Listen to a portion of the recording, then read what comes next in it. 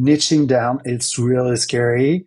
Because you never know, like, am I being too specialized? Right. And like, is it going to work? So it's really, it's a risk, like, for sure. But what I notice when I talk to other financial advisor who says, oh, I don't have a niche. When you talk with them, they say, oh yeah, I serve everyone. But when you look at their clients, they actually don't serve everyone. Like, oh no, Yeah. I don't like retirees, or I don't like people in their 30s because blah blah blah, or oh, I only serve people in my hometown. That's a niche. Mm-hmm. Like, sometimes they think they don't have a niche, but they actually have a niche. Yeah. Me, it happens to be obvious, but for a lot of financial advisors, they have a niche.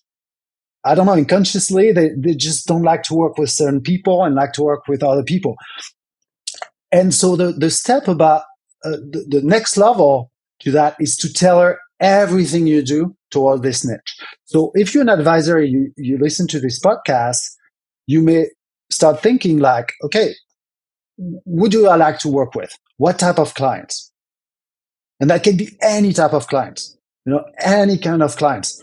But what kind of clients I don't like? Like, for me, I don't work with people over.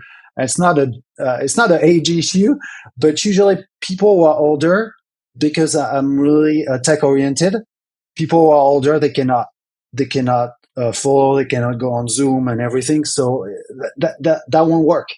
Mm-hmm. And as I age, right now, most of my clients are around 40. I'm 46. So most of my clients are on my age, but I have like clients 25, clients like 60, 65, but rarely above that age, because it's a question of generation.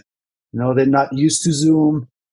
They don't like it, or they want to see the advisor face to face. It's not something I do. I'm all virtual. And so you have those advisors who say, oh, I don't have a niche, or what is my niche? Look at your clients. That's the first thing. So that's for advisors who already have some clients. For advisors who don't have clients, well, try a niche and try first to have a niche. And if you cannot find enough people, then you change your niche, or you increase the number of people. But I mean, as so financial advisor, like, I'm going to give you two examples. There are a financial advisor that is specialized in Native Americans. That's the only clients he has. Mm-hmm. Another financial advisor is specialized in tattoo artists. Mm-hmm. I'm pretty sure there is less tattoo artists than French people in the US. Mm-hmm.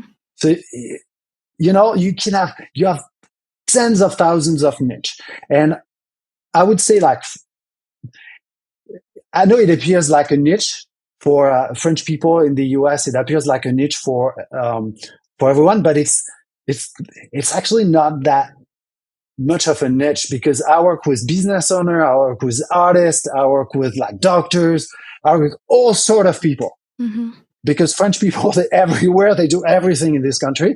And so argue that, like, if you have a niche like, oh, I only work with dentists, That's you probably have even less people. Yeah, it's more narrow than what I have, because I have dentists, I have doctors, I have all sort of people. But there's not a lot of financial advisor. And so one of the key things when you have a niche is the competition. Mm-hmm. Like, I have pretty much no competition. There are two other independent financial advisors, and they're older, they don't market as much, they're probably going to retire in the next 5 years. So there's no one. There's another big group, but they sell financial products, and I'm independent, so I don't sell financial products.